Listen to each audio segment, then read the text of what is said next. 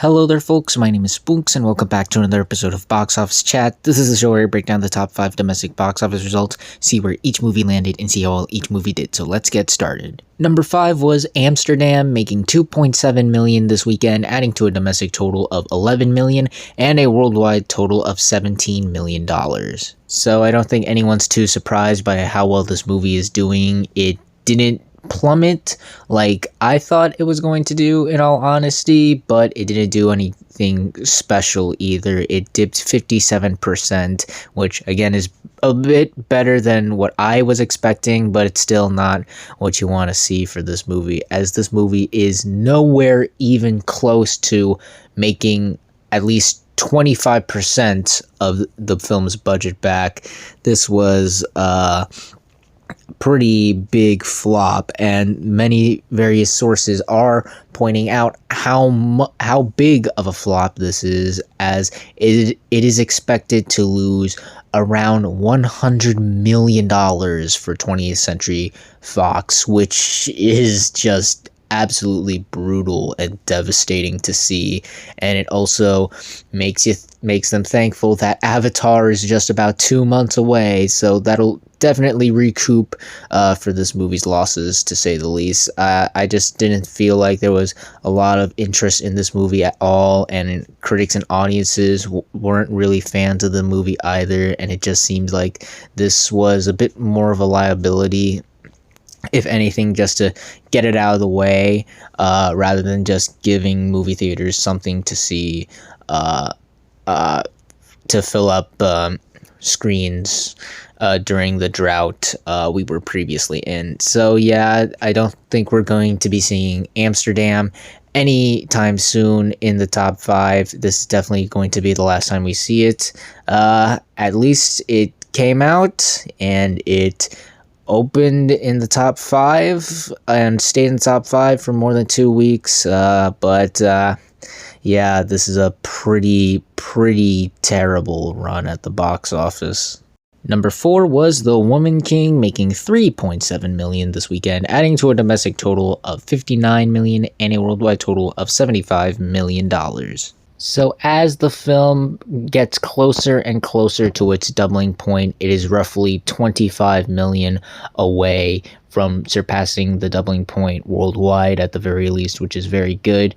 I unfortunately feel like this will be one of, if not the last times we see the film in the top 5, given how it is definitely slowing down and it is losing steam right now, especially with it making just $3 million at this point. It looks like it's going to be out of the top 5 very soon, which is unfortunate because given the surprising opening and the strong legs, I was really looking forward to finally discussing when the film would surpass the doubling point and talk about it finally did it. It was able to accomplish all of these goals it set, but unfortunately I don't think I'm going to be able to do that. I feel like they took a bit too long to release it internationally. It seemed like they were really banking on the domestic side to pull in all the steam, and it certainly did pull in a lot of steam. It was able to surpass its initial budget, domestically at least, but I feel like if they'd gotten it into the international countries a bit more sooner, then it probably would have gotten to that doubling point worldwide a bit quicker, I think, especially when it was in the heat of the hype and the strong word of mouth. But this movie still did way better than expected, and I still think it's got a shot at getting to the doubling point, or at the very least close. I think anything would be serviceable right now, but yeah, given the time this movie came out and the fact that this was a movie that didn't have huge buzz initially, and it was able to make as much as it has over the past couple weeks, is really something to praise. I'm still impressed by the run here. I'm certain a lot of other people are. If it had just gotten to that doubling point a bit sooner, then I feel like a lot more celebration and round of applause would be given to this movie, but sadly it looks like it's just not going to get there in the top 5 at least. I think it might maybe in the coming weeks or later in its theatrical run, we'll get there. We'll see some headlines about it, and then we can celebrate. But as for it being in the top 5, it not only doesn't look like it's going to double the budget in the top 5, but it doesn't look like it's going to be here for much longer. But this was still a pretty solid run at the box office. Nothing huge, nothing major, but still quite impressive, and I can't be too angry about that. Number 3 was Lyle Lyle Crocodile, making $7.3 million this weekend, adding to a domestic total of $22 million and a worldwide total of $26 million. So I don't think anyone's too surprised by how the drop-off was for this movie. It is pretty much in line with most family films that released in theaters over the past couple years, and it might even be a good indicator of things to come. Maybe word of mouth is really helping out with families, or just people saying like, hey, this movie is not as terrible as the trailers made it out to be. And also, it is now finally starting to release in some international countries, so hopefully those boost up the numbers. However, this film is still nowhere where it needs to be at the moment. While it's definitely in a better position than Amsterdam, it still needs a lot of help, and is going to need a lot of help. Outside of the fact that it is the only family film playing in movie theaters until Strange World this Thanksgiving, the film still needs to get to that doubling point, as it costs a reported $50 million, and it's not even that close to that goal worldwide. Again, only family film out right now. Maybe it has strong legs. Maybe those international numbers help it out pretty much the same way it did with Peter Rabbit 2, but I have my doubts. Again, this isn't a disaster, and its legs will probably be pretty solid, and there's probably a good chance that it impresses people after its disappointing opening weekend. Maybe it has a good multiple, but right now, it's definitely going to need all the help it can get if it wants to be anywhere close to being a box office success. Number 2 was Smile, making $12 million this weekend, adding to a domestic total of $71 million and a worldwide total of $137 million. So last week, many of you might remember me being a little bit skeptical on this movie's performance this weekend, as it was going up against really stiff competition, which we'll get to in a moment, and I was worried that maybe it might take a much bigger hit that we've come to see for horror films. Well, clearly I was wrong, because it was not fazed by that stiff competition at all. It really only dipped 32% from the previous weekend, which is exceptional for a horror film to do in its third weekend. Word of mouth is just pretty much the dominant force of helping this movie out. Audiences everywhere are rushing to go check this out, to get into the spooky spirit of Halloween, and just to watch a really good horror movie, it seems. This movie has definitely gone beyond past the quadrupling point of its $17 million budget. It has surpassed Jackass Forever domestically, and become one of the biggest movies for Paramount, and it's just $19 million away from surpassing both Scream 5 and The Black Phone domestically. In all honesty, given how well it's doing, I could see it surpassing $100 million domestically. Nothing stopping it now, so I think it's definitely got a shot at that, at least, especially given the fact that it's roughly $30 million away from the milestone. So yeah, overall, Smile continues to do extremely well. It's a huge hit. I'm kind of running out of things to say about this movie. We'll see where it goes from here, but especially for this type of movie, the only place it can go is up, and it is going way up, folks. And finally, let's end the video off with the number 1 movie of the weekend, which was Halloween Ends, opening with $40 million domestically and $57 million worldwide. So to some people, this came off as an underperforming, and to many others a disappointing opening, as many people thought it was going to hit 50, maybe even $55 million for the opening weekend, which I understand. It's a Halloween movie, both figuratively and literally, and with it being the quote unquote last film in this new legacy sequel trilogy, I feel like a lot of people had really high expectations. I was like, well, this is the last one, so we gotta go see it. And honestly, this kind of fell in line with where I was expecting it to, because the reception to the last one was really bad, and I think that kind of hurt any sort of anticipation for this next film. And with how reviews and even certain audiences were responding to this movie, it just didn't seem like it was going to be as big of a hit on its opening weekend as many people expected it to. Reviews are pretty all over the place right now. It's like in the 40s, the last I checked at the time of this recording.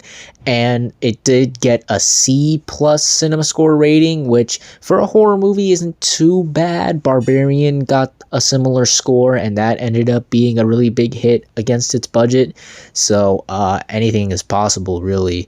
But yeah, this is still a bit concerning, given that it's cinema score, and this is a much more mainstream horror film. However, this does not mean that the movie is a failure, as the movie only costed around $20 million, and would you look at that, it has already doubled that domestically, and it's straight up surpassed that doubling point worldwide. So even with it opening on the lower end of this new trilogy, in fact, for this new trilogy that started with the 2018 Halloween film, this is the lowest opening out of all of them.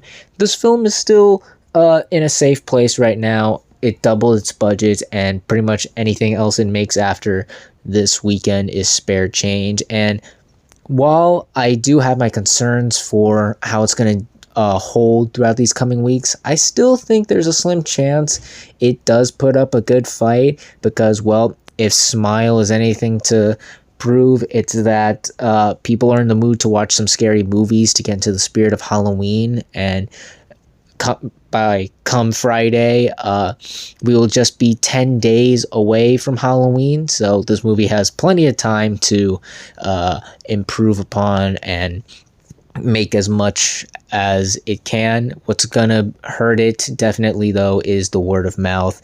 If you remember me talking about my predictions last week, I had my skepticisms on its hold, as the previous film, Halloween Kills, had a catastrophic drop off in its second weekend. If I remember correctly, it dropped 76% from its second weekend. And while I don't think it's going to be that bad, I can see it having a pretty sizable drop-off. But as far as its opening weekend, it's decent. This is a decent opening weekend. It didn't blow the doors off of anybody, but it did manage to double that budget. And given the reception for this movie right now, and even the fact that it, for some reason, was simultaneously released on Peacock the same day, which truly bizarre decision on Universal's part, I think this is a pretty good opening weekend, and I think everyone could be happy about this. We'll see where it goes from here. Again, come Friday, we'll be 10 days from Halloween, but anything is possible, especially with the word of mouth right now for it. So we'll just see where it goes. But as far as its opening, not bad. And those are the top 5 domestic box office results for this weekend, but we're not quite done yet, as we've got another week ahead of us and new movies hitting theaters. And this weekend we have 2 new wide releases, the first being Ticket to Paradise. Yep, this is a new rom-com starring George Clooney and Julia Roberts. Their daughter's getting married, and they don't want her to make the same mistakes they did, as they're a couple that divorced and hates each other. This is probably the biggest wild card I have seen for a box office chat in a while, as honestly, there are many ways where I could see this movie working and failing. It's geared towards an older audience, and those have been slowly but surely been able to make some box office success. Obviously, stuff like Elvis and even Where the Crawdads Sing were able to become decent hits at the box office, and with the star power of George Clooney and Julia Roberts, that could spark some interest in those types of audiences. It could also be very solid counter programming to the big blockbusters entering the theaters right now. So hey, if you don't want to see a huge blockbuster, you could see this little rom-com, I guess. So that could help it out.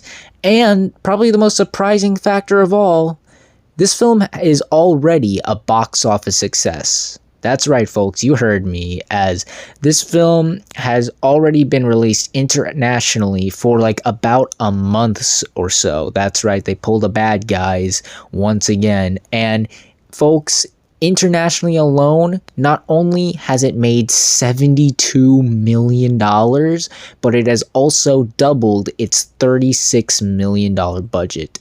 Absolutely insane. So who knows, maybe that might spark some interest or anything. If it's doing that well internationally, maybe some people will read about that fact and go, oh, this movie might be really good.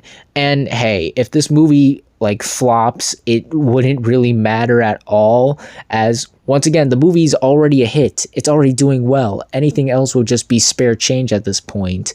But then again, the marketing has been okay. I've been seeing some promotion here and there, and the buzz isn't really that strong, and rom-coms haven't had the best year so far. Really, the only successful one that came out this year was The Lost City theatrically. So we'll just have to wait and see with Ticket to Paradise. Then the other big movie this weekend is Black Adam.